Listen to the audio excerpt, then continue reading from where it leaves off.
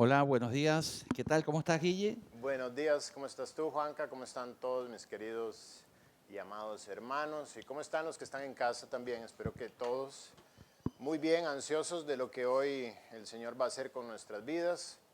Él pasa sembrando y luego nosotros empezamos a recoger el fruto de esa siembra a lo largo de nuestros días. Así es que, bueno, tenemos una mañana maravillosa hoy para estudiar la Biblia y una enseñanza que espero yo pueda ser llevada a lo más profundo del corazón y sacar a evidencia, sacar a la luz detalles que quizás están ocultos desde nuestra niñez, infancia, y que el Señor quiere sanar y quiere sacar de ellos una joya preciosa para la corona espiritual que un día tendremos.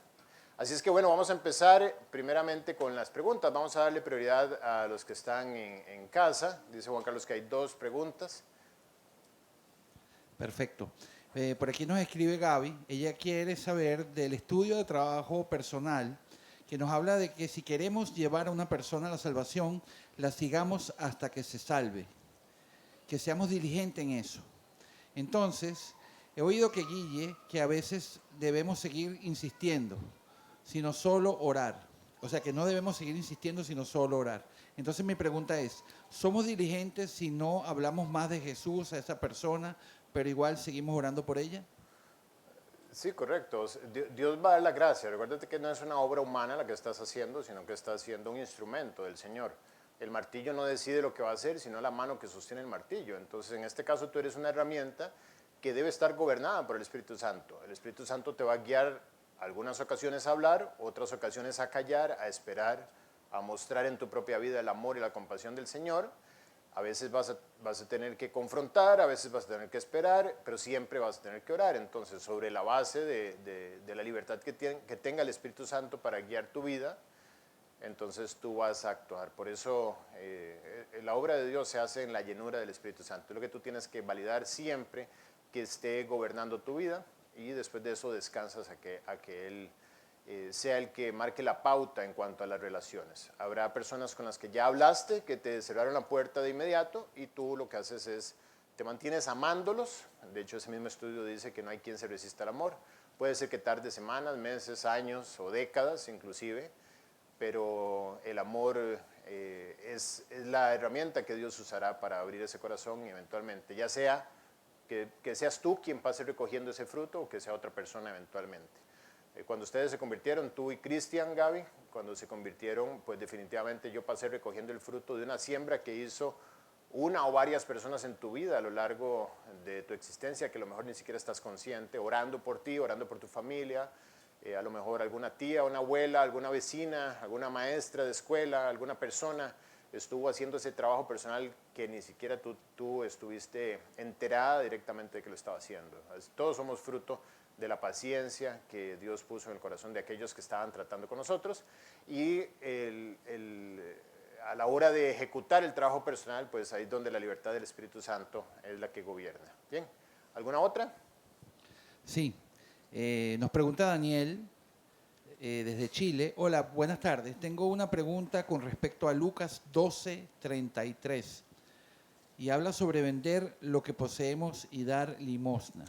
¿A quién debemos dar limosna? Es la pregunta de Daniel. Sí, vamos a repasar un segundo el pasaje 12:32. Dicen, no, 33, sí, 33. sí, pero empiezo para dar contexto. No temáis, manada pequeña, porque a vuestro Padre le ha placido daros el reino. Vended lo que poseáis y dad limosna, haceos bolsas que no se envejezcan, tesoro en los cielos, que no se agote, donde ladrón no llega ni polilla destruye, porque donde está vuestro tesoro, allí estará también vuestro corazón. Pues claramente está hablando de la perspectiva eterna, está hablando de la necesidad que tiene el hombre de desprenderse de aquellos dioses que lo están reteniendo para poder acudir al verdadero Dios.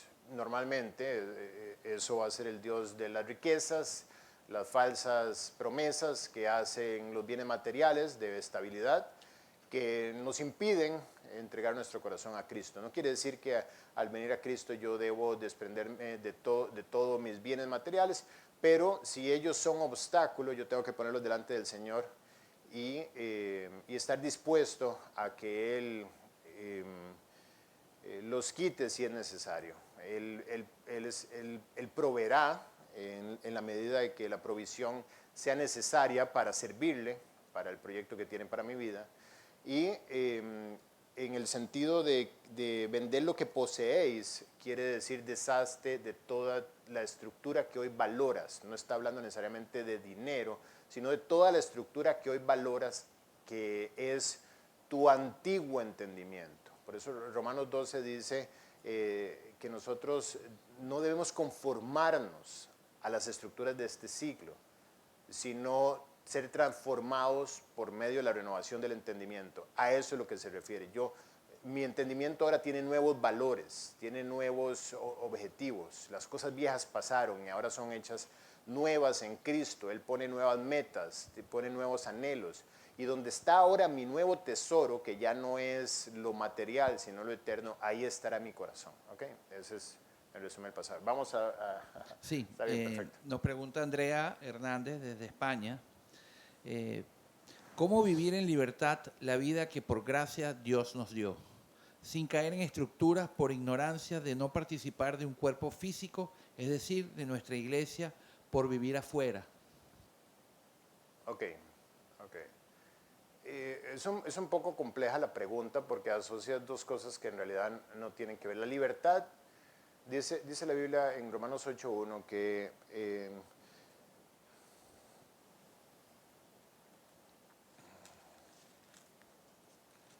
dice que ahora pues ninguna condenación hay para los que están en Cristo Jesús, los que no andan conforme a la carne, sino conforme al Espíritu. Dice, porque la ley del Espíritu de vida en Cristo Jesús me ha librado de la ley del pecado y de la muerte. El nuevo nacimiento te hizo libre de aquellas cadenas que te estaban oprimiendo a la culpa y al final la consecuencia de la muerte. Cuando tú naces de nuevo, Dios empieza a añadir la palabra, que es la que va rompiendo nuevas estructuras que se adhieren a veces en el camino, y las viejas que están robustas y erectas en el corazón. Dice Juan 8, que si vosotros permanecéis en mi palabra, seréis verdaderamente mis discípulos, y conoceréis la verdad, y la verdad os hará libre. Entonces, la libertad que tenemos de seguir a Cristo, de disfrutar nuestra relación con Él, está directamente asociada a nuestra relación con la Biblia, a nuestra relación con la verdad. Conforme yo voy conociendo la palabra de Dios, profundizando en ella, yo voy siendo libre de aquellas cosas que me esclavizan. Voy obteniendo el poder para perdonar, por ejemplo, que es la principal cuerda y cadena que ata a las personas hoy en día. La falta de perdón y los esclaviza al rencor y a la amargura. Pero cuando voy exponiendo mi corazón a la palabra de Dios, voy encontrando la libertad que hay en la capacidad de perdón, la invitación que Dios me hace a perdonar en sus propias fuerzas, etc. Y así con todas las estructuras. Y la palabra de Dios va produciendo esa libertad en mí. Ahora, el hecho de que estés, entre comillas, físicamente fuera del cuerpo, no tiene nada que ver con la libertad. Tú puedes ser perfectamente libre fuera del cuerpo. Yo durante un tiempo estuve físicamente fuera del cuerpo y fui libre fuera del cuerpo, por lo menos en cuanto a distancia, que es el mismo caso tuyo que estás en Madrid. Pero Dios usó la libertad que yo tuve para vivir para Él, para ir rodeándome de personas que fueron conformando ese cuerpo, como hoy tenemos, entre los cuales estás tú, y otras personas que simplemente fueron yendo añadidas en esta nueva etapa del proyecto. Entonces, aunque estés físicamente separada del cuerpo, pues puedes vivir en la libertad que Dios te ha invitado a vivir, y esta libertad ser contagiada a otras personas, o por lo menos estas personas anhelar esa libertad que tienes de seguir a Cristo y quererlas en su propia vida, y eventualmente ser parte del cuerpo y proveerte Dios de un cuerpo en el territorio en el que estás. Ahora, es importante en el caso tuyo, digamos, no quiero hacer la pregunta personal, pero es importante también que ores para que Dios te guíe a su voluntad. A ver si su voluntad es estar donde tú estás o su voluntad es estar en otro lado. Eso es importante. Si Él tiene tu corazón en sus manos, Él va a poder guiarte con total libertad. Bien, ahora sí, vamos al auditorio. Aquí hay varias preguntas. El micrófono, ¿quién lo tiene? Eso, micrófono. Muy bien. A donde guste, amigo, ahí, al que esté más cerca. Hay varias, vamos a tratar de ser breves. La pregunta es de Lucas, capítulo 9, versículo. Yo estaba leyendo del 37 al 43. Y él dice que al día siguiente, cuando descendieron del monte, una multitud le salió a su encuentro. Y he aquí un hombre de la multitud clamó, diciendo: Maestro, te ruego que veas a mi hijo, pues es el único que tengo. Y sucede que un espíritu le toma y de repente da voces y le sacude con violencia y le hace echar espuma y estropeándole. A duras penas se aparta de él. Y rogué a tus discípulos que le echasen fuera y no pudieron. Respondiendo Jesús dijo: Oh generación incrédula y perversa, ¿hasta cuándo he de estar con vosotros y os he de soportar? Trae acá a tu hijo.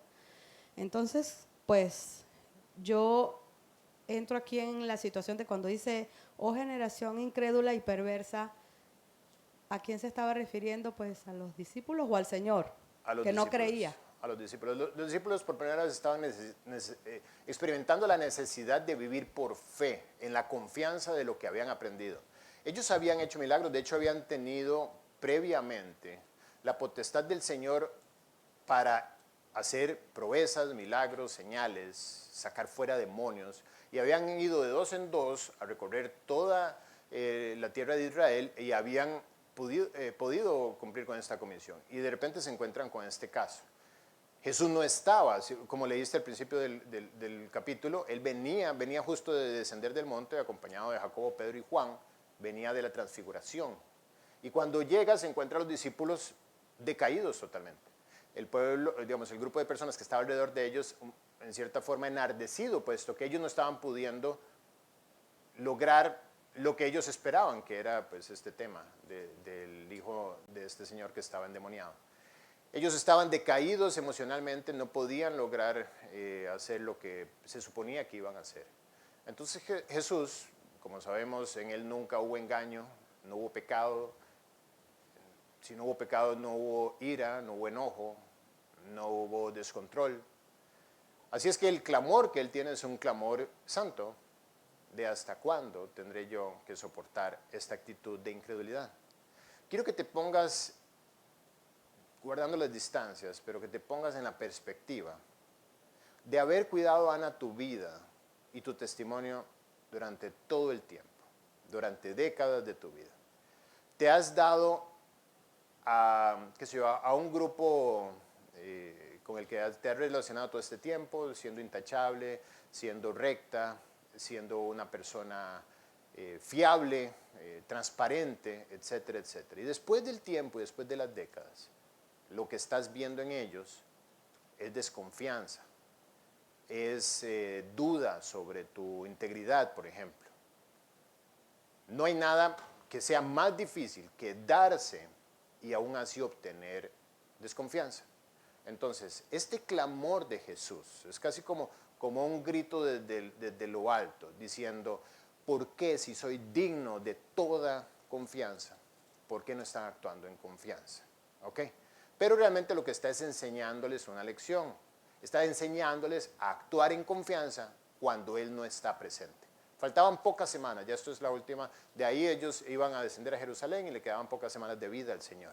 Y ellos iban a tener que vivir estas mismas escenas, ahora solamente en función de lo que habían aprendido, porque habían actuado durante prácticamente el último año y medio, siendo acompañados por el Señor. De hecho, el Señor llega y pone orden a la situación, pero los está invitando a ellos a vivir confiando inclusive cuando Él no esté presente, que es la base de nuestra fe. Ese pasaje habla de la fe que se debe manifestar inclusive cuando yo no veo, no siento, no percibo, no estoy siendo movido a través de los sentimientos y las emociones por el Señor y tengo aún así que confiar. ¿Ok? Ese es el clamor. Bien, ¿hay alguna otra? Ajá. Bueno, ¿está encendido eso? Dale, Mitzi. Sí, sí, Ahora ajá, sí, ahora sí. ok. Por favor, yo estuve leyendo Proverbios 20 luego de terminar de oír la célula del rey convicto y en el versículo 14 dice, el que compra dice, malo es, mas cuando se aparta se alaba. Esto no lo comprendo bien. Y lo segundo que quiero preguntar de una vez rapidito, mi hijo menor se ha sentido inquieto en leer la Biblia, en empezar a orar y me pregunta, mamá, ¿cómo sé cuando Dios responde mi oración? Y pues no sé la manera correcta o más acertada de responderle. Quería orientación al respecto. Vamos con Gracias. con la primera. Entonces, el libro de Proverbios está recogiendo desde la perspectiva de Salomón frases populares de la sabiduría popular, etc. No todas ellas son acertadas, no todas ellas refuerzan principios correctos, pero sin embargo son frases de la sabiduría popular. Por ejemplo, en este caso, está alertando a aquel que está participando de algún tipo de intercambio o negocio, a que no todo es lo que parece. El que compra dice, malo es, malo es. No, ¿qué es este producto? No, no, mira la calidad. ¿Cuánto dices que vale? $25. No, no. No vas a ir muy lejos con eso. Yo, para ayudarte, porque me caes bien, o sea, $9, 10 mucho te doy, porque malo es, malo es. Y después, cuando logra el objetivo, dice que se alaba a sí mismo. Eso es. Y luego lo de tu hijo, pues básicamente él tiene que confirmar que tiene una relación personal con Jesús. Ahí es donde empieza todo. Cuando él tiene una relación personal con Jesús, después de haber nacido de nuevo, dice la Biblia que atentos, dice, porque los ojos del Señor están sobre los justos. Justo es aquel que desde que nace hasta que muere nunca pecó. Ninguno de nosotros es justo. Pero dice Romanos 5.1 que justificados pues por la fe tenemos paz para con Dios por medio de Jesucristo. La fe que produce el nuevo nacimiento o que viene con el nuevo nacimiento nos hace justos. Entonces, porque los ojos del Señor están sobre los justos y sus oídos atentos a sus oraciones. Entonces, que Él se asegure de ser justo delante de Dios y Él va a saber que Dios está con su oído parado a sus oraciones. No siempre responde de inmediato, no siempre responde con un sí, no siempre responde a la manera que esperamos, pero Él siempre estará atento. Y todas las oraciones, eso sí, las conducirá para el bien de nuestras vidas. El bien según su criterio de bien, no necesariamente el criterio de nosotros. Muy bien, pero bueno, y además dile qué hace que no está acá. Bueno, muy bien, está justificado. Está justificado. Muy bien, ¿alguna otra? ¿Nadie más? Aquí a la joven de la fila 1. Bueno, a Rafaela. Sí, hola. Guille, en el Salmo 125 dice, porque no reposará la vara de la impiedad sobre la heredad de los justos, no sea que extiendan los justos sus manos a la iniquidad. Quería saber cómo puede un justo extender su mano a la iniquidad. Bueno, iniquidad es todo aquel medio que yo uso para acercarme a Dios que Dios no estableció. Y me hace vivir como una persona inicua, me hace vivir por medio de expresiones que no son agradables delante de Dios. De los inicuos vendrá la iniquidad. ¿Se acuerda de la frase del rey David diciendo, o sea, de la gente que es impía, es de aquellos de donde viene lo que está mal? Entonces, la heredad de los justos, aquello que va a descender precisamente de los que son justos delante de Dios, pues tienen una relación personal con Dios. Y sobre ellos no va a estar posada la esclavitud que sí está posada sobre los que no, los que viven en injusticia. Entonces a eso es a lo que se refiere. ¿Bien? Ahora sí, démoselo aquí a Pablo.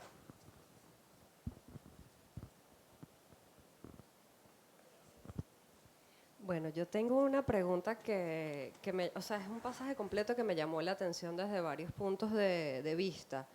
En Primera de Reyes 2, cuando Adonías, después que había intentado tomar el reino arbitrariamente, solicita a Abisac sunamita por mujer y manda a Betsabé a que hable con Salomón, y Salomón dice contra su vida ha hablado y lo manda a matar. Entonces yo tengo varias preguntas al respecto de eso. La primera es que vio Salomón, si era sus intenciones de obtener liderazgo obteniendo la mujer que había sido su padre. Claro. Si fue que el hecho de haber mandado a hablar a través de Betsabé, y en conclusión, ya trayéndolo como a la parte práctica de mi vida, bueno, dependiendo también de la respuesta que me des de qué vio Salomón, o sea, cómo Salomón llega a la conclusión de que era digno de muerte por lo que había Sí. hecho, cómo yo puedo en mi día a día identificar estas personas que de repente tienen como malas intenciones, o que de repente yo sé que están actuando hipócritamente, o sea, cómo yo moverme al respecto de esas Claro. personas. Bien, perfecto.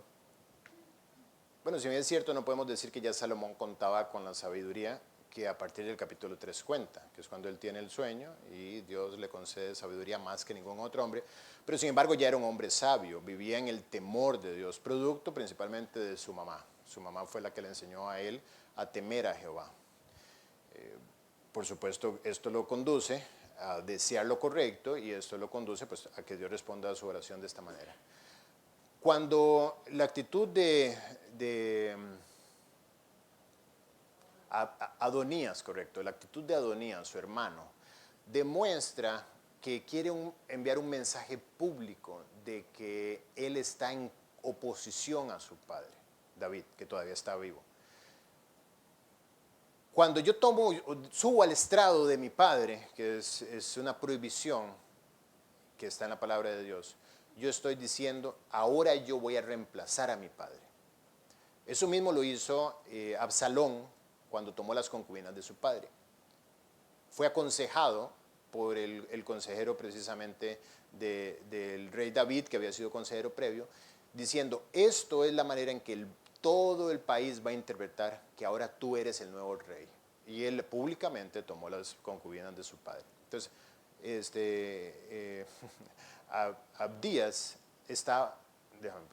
Adonías, correcto. Adonías estaba a punto de hacer lo mismo, y lo cual Salomón, guiado por el Señor, interpreta. Ahora, la parte práctica de la pregunta es la que tú haces como tercera, y dice la Biblia, el que tiene falta de sabiduría, pídale a Dios. No es algo que venga por estrategia o por tener un modelo de pensamiento acertado, por aprender a discernir. No es algo que nace de ti. Nuevamente, es algo que tú le dices, Dios, por favor, guárdame y guíame por las sendas de sabiduría. El principio de la sabiduría es el temor de Jehová. Entonces, ejercitando tu temor de Jehová, vas a adquirir sabiduría. Y cuando venga la situación, de repente tú vas a tener la certeza en el corazón de que no es por ahí o que no es con esta persona, porque ahí Dios te va a guiar. ¿Ok? Entonces, de esta manera lo vas a hacer. Y esta es la forma en cómo tú te preparas para toda situación. No puedes tú pues, tener una metodología para aplicar a todas las situaciones. La Biblia no funciona a través de recetas de este tipo. Funciona a través de una relación. Es como que tú tengas un padre sabio caminando contigo 24/7 y él alertándote en cada situación de tu vida. Más así. Sí, la pregunta va más dirigida a cuando tenemos una persona cercana que sabemos que tiene resistencia al Evangelio, pero de alguna forma no nos podemos alejar. O mi pregunta es si nos podemos alejar. O sea, Sí, puede ser. Puede ser que Dios te guíe a separarte temporalmente de él o de ella para ganarlo eternamente. ¿Ok? Podría suceder. No es la regla, pero en la relación íntima con el Señor, Él podría estar diciendo, vas a retirarte un poquito, a hacerte un poquito atrás.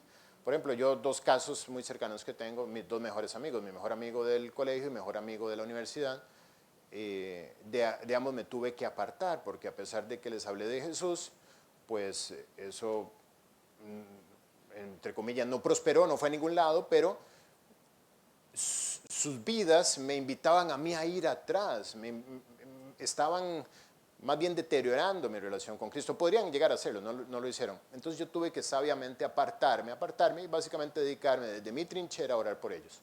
Uno se convirtió meses después y se entregó en todo su corazón hasta la fecha. Y otro, prácticamente menos de un año antes de venirme yo para Panamá, prácticamente 7 años después, se convirtió igualmente con todo el corazón y hasta la fecha. Pero fue clave el hecho de que yo también me retrajera, porque yo también tenía que cuidar mi corazón. ¿Bien? Dale, aprovecha el micrófono. Aprovechando, exacto. Ahí mismo en Primera de Reyes 1:50 y 2:28 habla de asirse de los cuernos del altar como una medida desesperada. O sea, quería validar qué significaba exactamente. Está en la ley que el que estaba acusado de algo podía ir y clamar por misericordia de esta manera. ¿Sí? Bien, Mariana.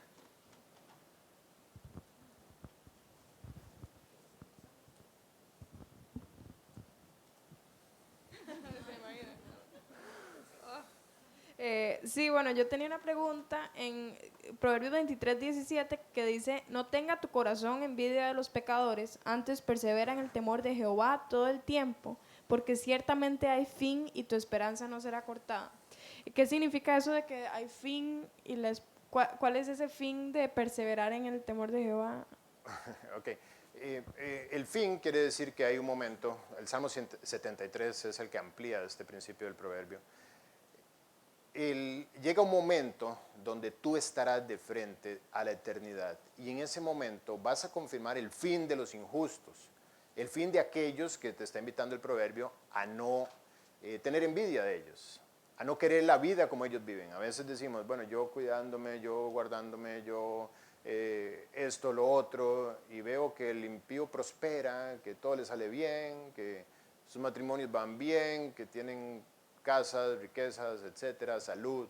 Y el creyente más bien está pues ahí, qué sé yo, quebrantado por distintas situaciones. Y a veces Satanás usa esto para invitarnos a creer que la vida de ellos es mejor que la de nosotros. Y Dios dice, espera, porque hay un fin donde se develarán las intenciones de todos los corazones y cada quien recibirá de acuerdo a lo que en vida decidió. ¿Sí? Lo apagaste, mi amor. ¿Ok? ¿Qué pasó allá? Esos pecadores también pueden ser creyentes que están viviendo fríos. Podrían y ser están nada creyentes más- que están viviendo como el mundo, también de manera carnal y tomando malas decisiones, pero un día también va a ser develado el mal fruto de su mala cosecha. Bien, ¿hay alguno más? Hay tiempo para una más. Ahí, Erika. Hola. Esta semana te comentaba sobre Isaías 30:15 y había guardado para preguntarte hoy sobre el versículo 17. Isaías 30:15 que habla de en descanso y en reposo seréis salvos y en quietud y en confianza será vuestra fortaleza. Y no quisisteis, sino que dijisteis, no, antes huiremos en caballos. Entonces ahí desarrolla todo eso, ¿no? Pero después dice 17, 1.000.000 huirá a la amenaza de uno, a la amenaza de 5 huiréis vosotros todos, hasta que quedéis como mástil en la cumbre de un monte y como bandera sobre una colina. Ese hasta, ¿a qué se Solo. refiere? Hasta que Claro, pero quedéis como mástil. Entendamos el contexto. Dios dice, te invito a vivir en descanso y en reposo. De esta manera seréis salvo de la circunstancia temporal que ellos están viviendo y en nuestra perspectiva, en victoria sobre los problemas. O sea, en descanso y en reposo seréis salvos, en quietud y en confianza será vuestra fortaleza. Tu fortaleza no es tomar tu vida en tus manos, tu fortaleza es esperar en el Señor. ¿Ok? Pero no quisisteis hacerlo, Israel, sino que dijiste, ellos corren, yo voy a correr, voy a huir. Entonces, de esta manera, tu estrategia no te va a servir, Israel, y vas a quedar sin un solo hombre, vas a quedar solo, como va a quedar este mástil o esta bandera sola en una colina. ¿Ok? Solo quiere decir, pues, el ejército completo va a quedar destruido por tratar de defenderlo y huirlo. Démoselo a Ariana, creo que da tiempo para una pregunta más. Guille, quería preguntarte sobre si me podías ampliar para entender mejor el versículo de Mateo 11:12 que dice, desde los días de Juan el Bautista hasta ahora el reino de los cielos sufre violencia y los violentos lo arrebatan. Entiendo que él viene hablando sobre Juan el Bautista y habla también sobre los profetas, pero sin embargo esta parte del versículo esta parte del pasaje Sí, quería entender. tendría que ampliarme. Si quieres lo dejamos para la primera de la próxima semana. Sí, está bien. El próximo domingo con todo gusto, porque no es tan rápida. Bien, Vamos a dar entonces paso a la segunda parte